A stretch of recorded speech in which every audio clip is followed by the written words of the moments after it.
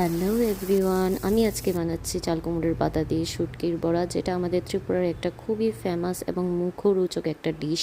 তো আমি এখানে প্রথমেই নিয়ে নিচ্ছি চাল কুমড়োর পাতা, শুটকি, কুচি করে পেঁয়াজ, রসুন এবং কাঁচা লঙ্কা। প্রথমেই আমি রসুন এবং কাঁচা লঙ্কা নিয়ে নিচ্ছি, এগুলোকে আমি আধা থেতু করে তারপর আমি এটাকে ব্যবহার করব। দিয়ে দিলাম পরিমাণ মতো নুন। তো দেখো আমি এখানে এটাকে আধ বাটা করে নিচ্ছি। তাহলে তোমরা পেস্টও করে নিতে পারো, কিন্তু এখানে আধা থেতু করা যে পেঁয়াজ রসুনটা যখন রান্নার পর মুখে পড়ে তখন তার স্বাদটাই আলাদা হয়, সেই জন্য আমি আধা থেতু করে দিচ্ছি।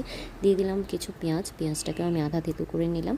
তো তারপর এখানে আমি কিছু মশলা অ্যাড করে নিচ্ছি, অল্প একটু হলুদ, একটু গুঁড়ো লঙ্কা, কিছু ভালোভাবে মিশিয়ে নিচ্ছি এবং বাকি প্রস্তুতিও করে নেব। আমি চাল কুমড়োর পাতাটা নিয়ে নিলাম এবং যে মশলাটা এতক্ষণ রেডি করলাম সেটা দিয়ে দিচ্ছি একটা করে শুটকি, এবং শুটকির আঁশ এবং মাথাটা ছাড়িয়ে নিলাম।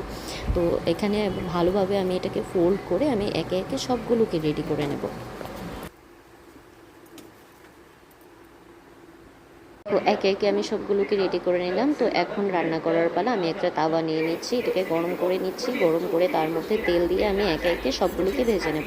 তো প্রথম টেস্ট করার জন্য আমি একটা ভাজবো।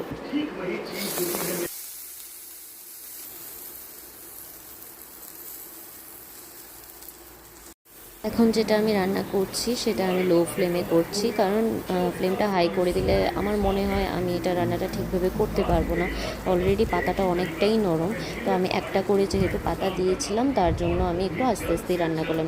কথা বলতে বলতে প্রথম বড়াটা হয়ে গেল। এখন আমি 3-4টে করে দিয়ে ভেজে আমি নামিয়ে নেব, কারণ একটা করে করলে আমার অনেকটাই লেট হয়ে যাবে অফিসের জন্য। তো দেখো আমি 4টা করেই ভেজে নিচ্ছি এখানে।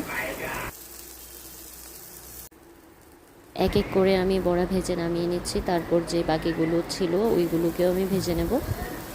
আজকের রান্নায় পেঁয়াজ, রসুন, কাঁচা লঙ্কা এবং শুটকি আমি যেগুলোকে কাঁচা আমি ব্যবহার করেছি, তারপর আমি এটাকে ভেজে নিয়েছিলাম। তো অনেকেই দেখলাম এগুলোকে ভেজে রান্না করে তারপর দেয়।